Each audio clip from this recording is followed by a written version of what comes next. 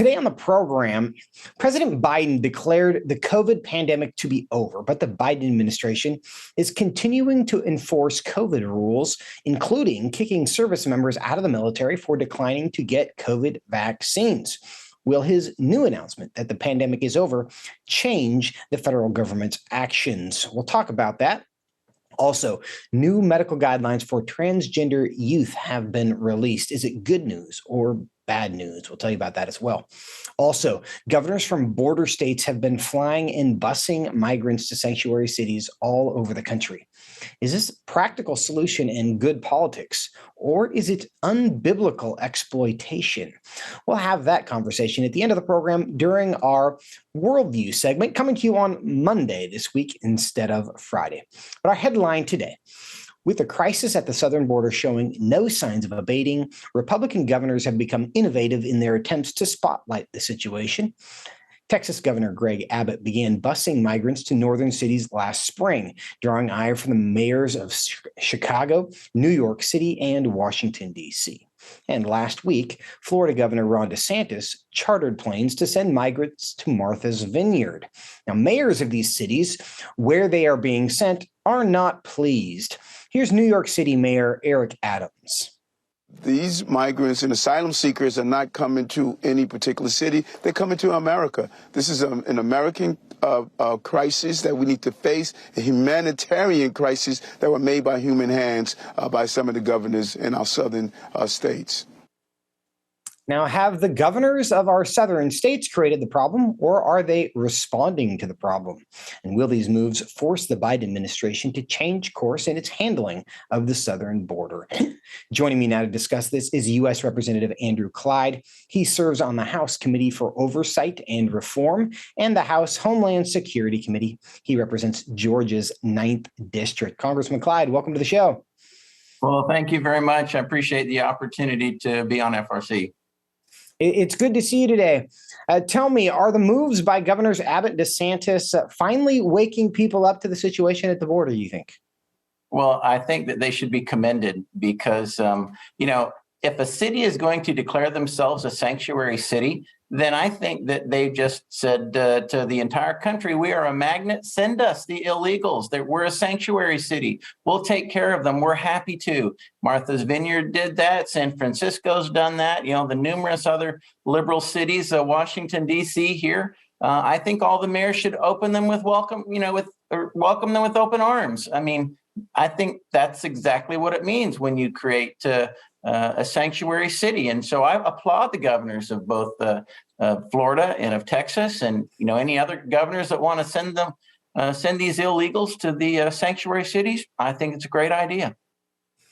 Well, does that mean that you're surprised by the reaction they've received when these migrants have been sent to these cities? I'm shocked. I would think they'd be happy about that. But, obviously Martha's Vineyard wasn't very happy about it. They rounded them all up and within 48 hours or so shipped them to a military base. Really? I mean, the hypocrisy of the left is just astounding. And that's what the American people are seeing here. I hope the governors of these states send more of them up there. Don't send 50, send 500.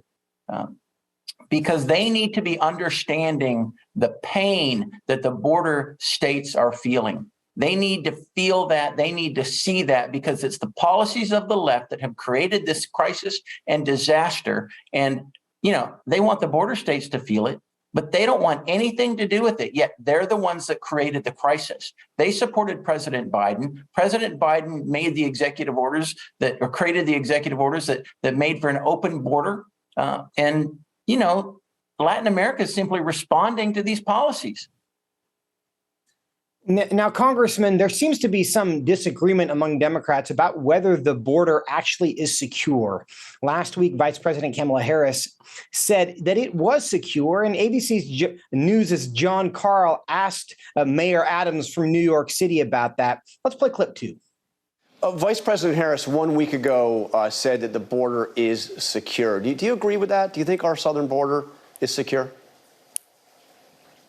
I believe that we can continue to coordinate better to make sure that it is secured properly. Congressman, how do you interpret that? Well, when he says secure properly, I mean, he gives it away right there. It is not a secure border. The border has not been secure since President Biden took office. I mean, when he stopped the construction of the border wall, that's evidence right there.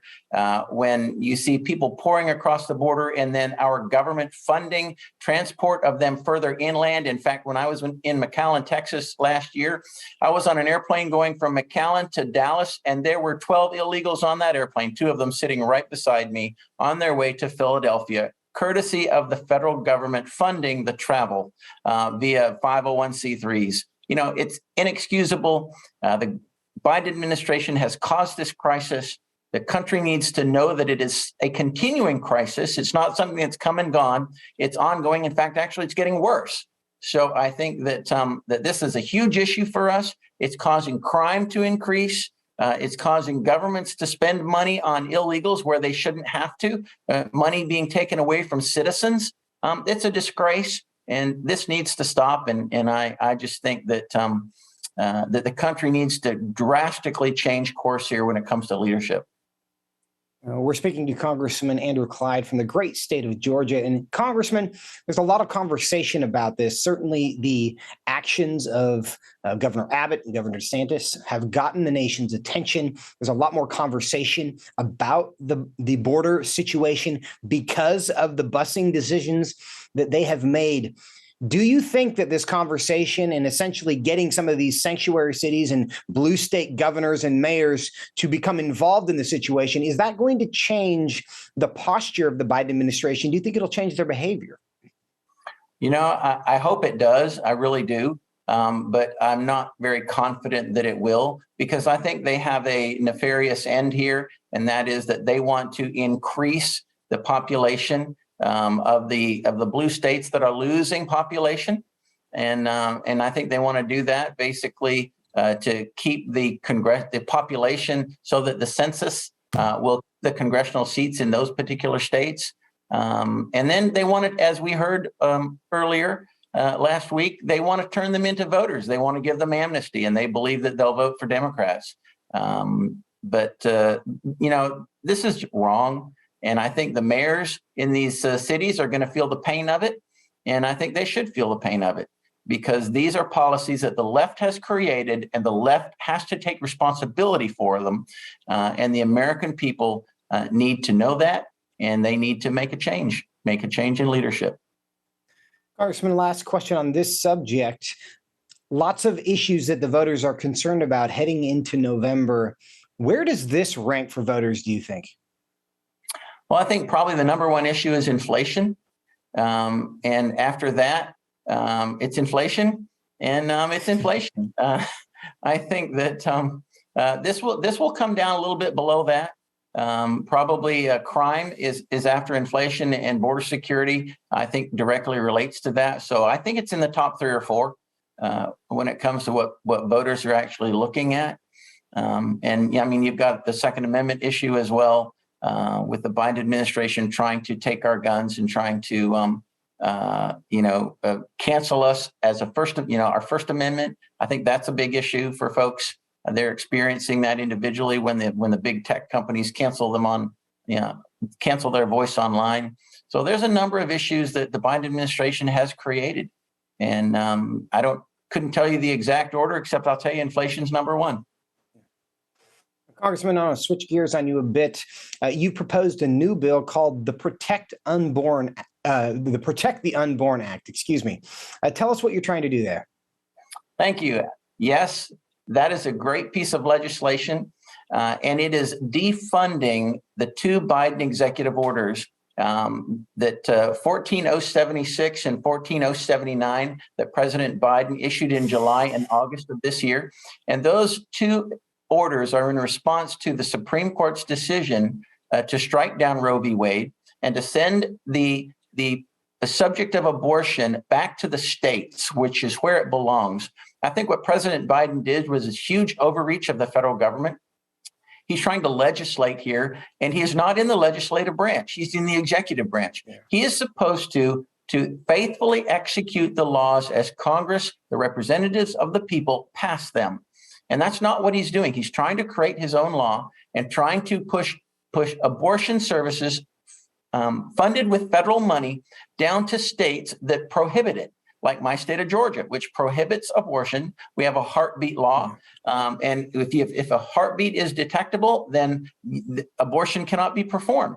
But for President Biden to sign these executive orders just flies in the face of what the Supreme Court has done. And my bill, the Protect the Unborn Act, is designed to strike down these two executive orders and to defund them. And I was proud to introduce it last week with 90 Republican original co-sponsors. So it's got a lot of support, as it should, because it protects the innocent unborn. It protects states' rights. It recognizes the authority of the Supreme Court. And it tells the Biden administration that they have overreached. That legislation, of course, is more evidence of why elections matter. Of course, that will not be advanced by the current Speaker of the House. And so for those who are interested in seeing that and other pro-life legislation, frankly, advanced, that's going to be determined by the voters this coming November. Now, Congressman, we know that the Hyde Amendment has been in place for a long time, and it prohibits already the use of federal funds for abortion. Why does that not take care of this situation? Well, I think that you see that President Biden is simply ignoring federal law. It is federal law. There's a number of things that President Biden, I think, is requiring here or asking the departments within the federal government to do that violate the law. And, it could go to the court, but it would take, as we have seen, a year and a half for the courts to actually make a decision and to strike down these executive orders. So I think we need a more immediate solution. So a legislative solution, I think, is the right one. And hopefully we'll have the majority in January, and we'll be able to advance legislation like this in January to strike down his executive orders. I mean, just go ahead. Final question for you, about a minute left, less than that. You and 43 of your colleagues sent a letter to the Veterans Affairs Secretary, Dennis McDonough, demanding he rescind the new VA rule that provides abortion services through VA healthcare. Where does that stand? Well, and that's exactly what I was about to mention. I mean, you have the VA responding to President Biden's executive orders, which were basically telling the administration or the executive agencies, hey, find where you can to push abortion services into states that are preventing it. And it's unconscionable that the VA would be spending money designed to provide health care to veterans on abortion services, federally funded abortion services. Congressman Clyde, thank you so much for your time. We are out of time, but greatly appreciate you being with us. Thank you very much. Appreciate the opportunity.